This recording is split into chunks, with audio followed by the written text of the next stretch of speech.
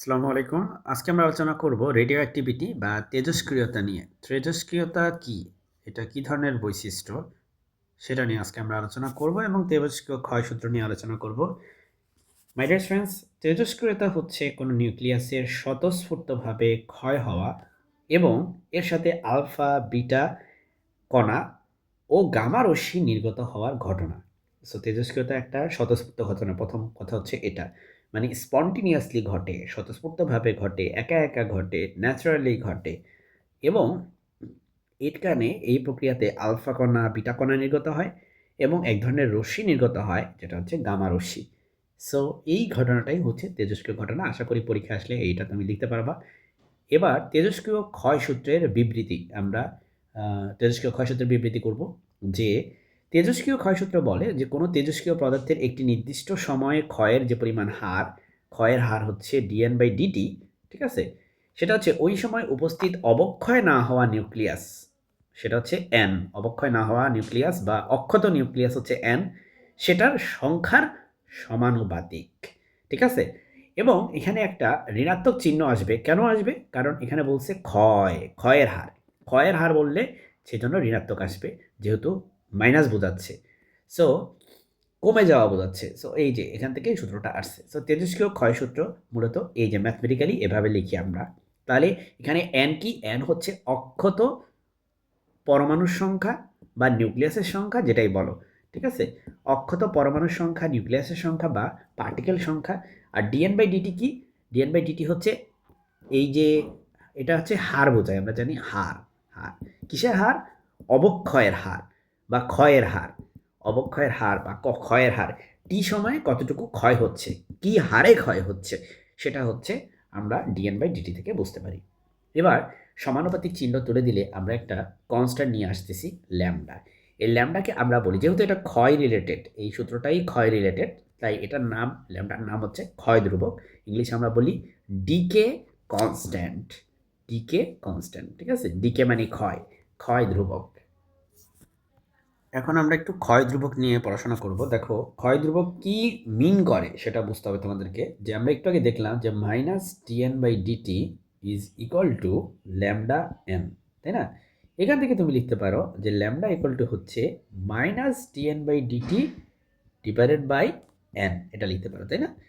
So এটা হচ্ছে আমাদের ল্যামডা এর সূত্র, সরি সংজ্ঞা। যদি তোমাকে জিজ্ঞেস করে তুমি কিন্তু এভাবে বলতে পারো যে একক পরিমাণ n এর জন্য, একক পরিমাণ n এর জন্য তোমার ক্ষয় ধ্রুবকের যেই হার, সেটাই হচ্ছে ল্যামডার সমান। বুঝতে পারছো? অথবা সিম্পল ভাষায় এভাবে বলতে পারো যে এটাকে বলি আমরা ক্ষয় ধ্রুবকের হার, তাই না? এটাকে আমরা বলি ক্ষয়ের হার বা ক্ষয়ের হার। সো ল্যামডা ইকুয়াল টু যদি হয় -dN/dt, ক্ষয়ের হার ডিভাইডেড বাই উপস্থিত নিউক্লিয়াসের সংখ্যা, এটাই হচ্ছে আমাদের ক্ষয় ধ্রুবকের চাইলে সংজ্ঞা তুমি দিতে পারো, যদি তোমাকে জিজ্ঞেস করে আর কি পরীক্ষায় যে ক্ষয় ধ্রুবক কি বা কাকে বলে, ঠিক আছে? বা ক্ষয় ধ্রুবক বলতে কি বোঝো সেক্ষেত্রে। এখন ক্ষয় ধ্রুবকের একক কি? ক্ষয় ধ্রুবকের একক হচ্ছে তোমার পার সেকেন্ড, বা এটা পার মিনিটও হতে পারে, বা এটা পার আওয়ারও হতে পারে, ঠিক আছে? পার ডেও হতে পারে। অনেকগুলা ভাবে আমরা প্রকাশ করে থাকি। সময়ের সাপেক্ষে প্রকাশ, সেকেন্ডের সাপেক্ষে প্রকাশ করলে পার সেকেন্ড হবে। সো এটা কিভাবে হলো পার সেকেন্ড? খুব সহজ। এখানে দেখো, এখানে এই যে n এর যেই একক আর এই n এর যে একক, এটা একক দুইটা কাটা যাবে। এখানে দেখো সময়ের এককটা 1/dt আছে কিন্তু। সো সময়ের একক যদি সেকেন্ড ধরো তাহলে এটা সেকেন্ড ইনভার্স হবে। সময়ের একক যদি মিনিট ধরো তাহলে এটা মিনিট ইনভার্স হবে। এখন ক্ষয় ধ্রুবক যদি অনেক বড় মানের হয়, তার মানে আমাদের যেই এখানে যে ক্ষয়টা, মানে তেজস্ক্রিয় যে ক্ষয়, সেই রেডিও অ্যাক্টিভিটিটা খুব ফাস্ট হবে, খুব ফাস্ট। ল্যামডার মান যদি হয় ছোট, তাহলে আমাদের তেজস্ক্রিয় রেডিও অ্যাক্টিভিটি বা তেজস্ক্রিয়তা এটা হবে খুবই স্লো, ঠিক আছে? তো ল্যামডার মান যত বেশি, এই জন্য নামটা ক্ষয় ধ্রুবক, কারণ ল্যামডার মান বাড়লে তোমার ক্ষয়টাও বাড়বে। এখন এখন হচ্ছে আমরা তেজস্ক্রিয় ক্ষয়সূত্রের প্রমাণটা দেখব। তার আগে পুরোটা তোমাকে একবার একটু দেখাই দিই ক্ষয়সূত্রটা, মানে ক্ষয়সূত্রের প্রমাণটা আর কি। সো মাত্র এই কয়টা লাইন দিয়ে তুমি কিন্তু ক্ষয়সূত্রের প্রমাণ করতে পারবা। চলো এখন আমরা একটু বোঝার চেষ্টা করি যে কিভাবে এটা আসলো। সো আমাদের তেজস্ক্রিয় ক্ষয়সূত্রটা ছিল dN/dt -dN/dt ইকুয়াল টু হচ্ছে ল্যামডা এন। এখন আমরা যদি ইন্টিগ্রেশন করি এপাশে এবং এপাশে, তাহলে দেখো যখন n এর মান হচ্ছে, ধরো যখন টাইম হচ্ছে 0 মানে সময় শুরুই হয় নাই, তখন আমরা যে অণুর সংখ্যা বা অণু তো না, পরমাণুর সংখ্যা বা অক্ষত নিউক্লিয়াসের সংখ্যা লেটসে আমরা ধরলাম n0, সময় যখন শুরু হয়নি।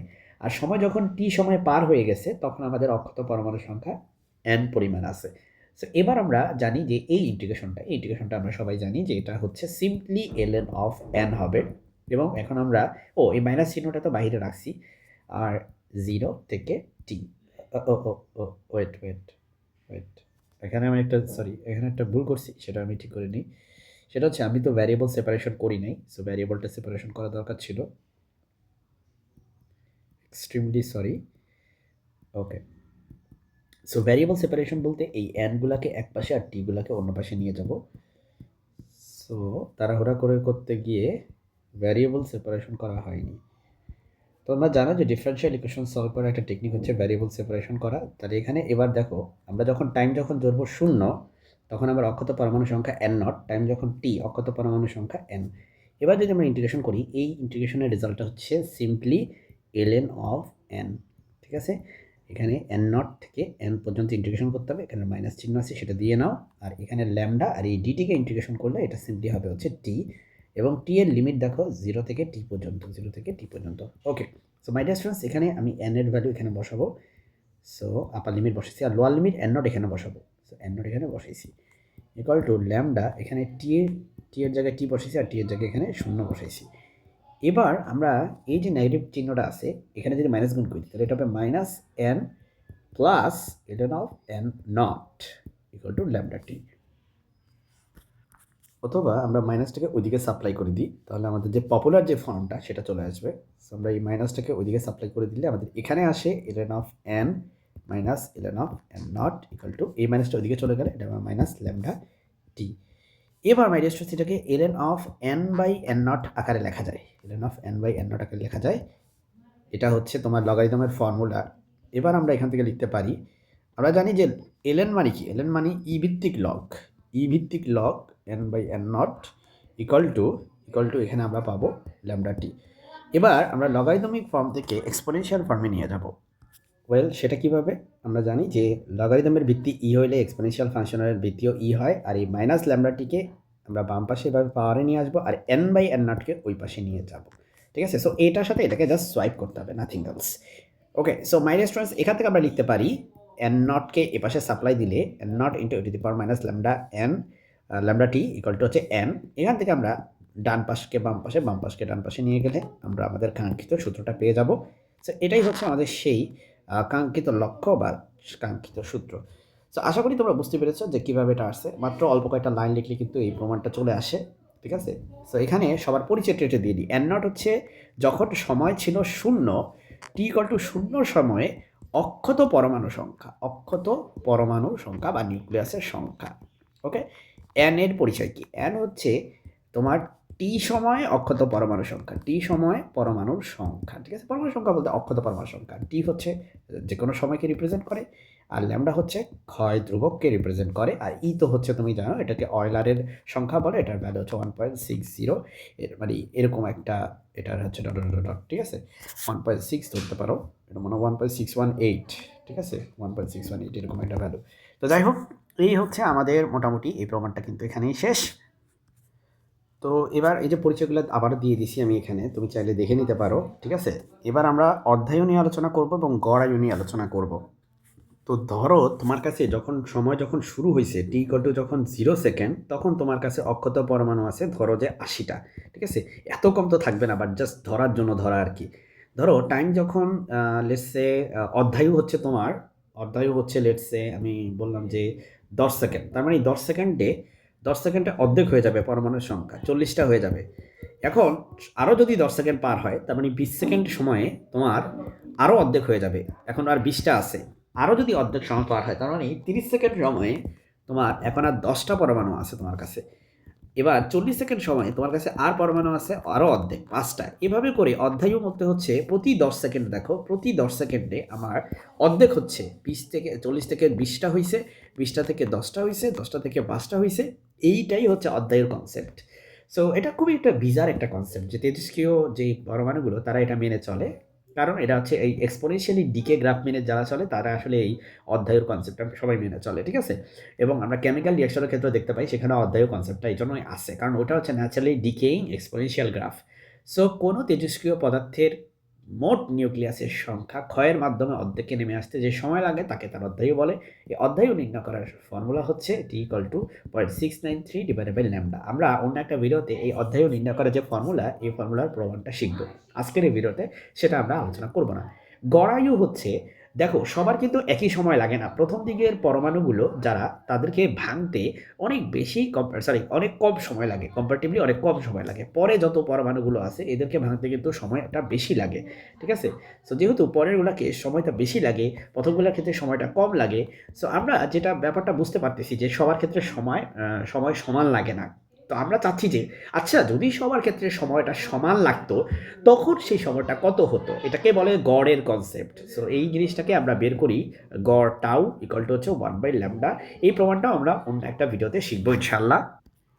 আজকের দিনের লাস্ট টপিক সেটা হচ্ছে তেজস্ক্রিয় ক্রিয়াশীলতা বা অ্যাক্টিভিটি। এটা নিয়ে আমরা আলোচনা করব। এটা দিয়ে ম্যাথমেটিক্যাল প্রবলেমও কিন্তু তোমাদের পরীক্ষায় আসে।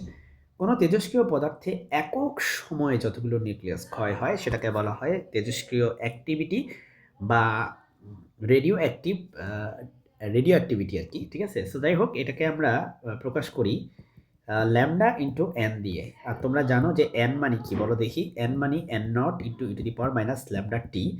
তো মাই ডিয়ার স্টুডেন্টস, এখানে খেয়াল করো, এই জিনিসটাকে যদি আমি a0 বলি, সো তাহলে কিন্তু আমরা একটা নতুন ইকুয়েশন পেয়ে যাব যেটা অ্যাক্টিভিটি বের করার ইকুয়েশন, এবং এই ইকুয়েশনটা ইউজ করে আমরা ফিউচারে কিছু ম্যাথমেটিক্যাল প্রবলেম সমাধান করব ইনশাআল্লাহ।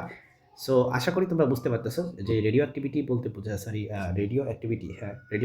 বোঝায় একক সময় যতগুলো নিউক্লিয়াস ক্ষয় হয় সেই ব্যাপারটাকে, এবং সেটাকে প্রকাশ করার জন্য আমরা a equal to lambda n equation প্রকাশ করে থাকি। আর যেহেতু এন মানে হচ্ছে n0 e⁻⁻λt, আর এই জিনিসটাকে আমরা a0 ধরে নিতে পারি, সুতরাং a equal to a0 e⁻⁻λt আমাদের ইকুয়েশন পাওয়া গেল।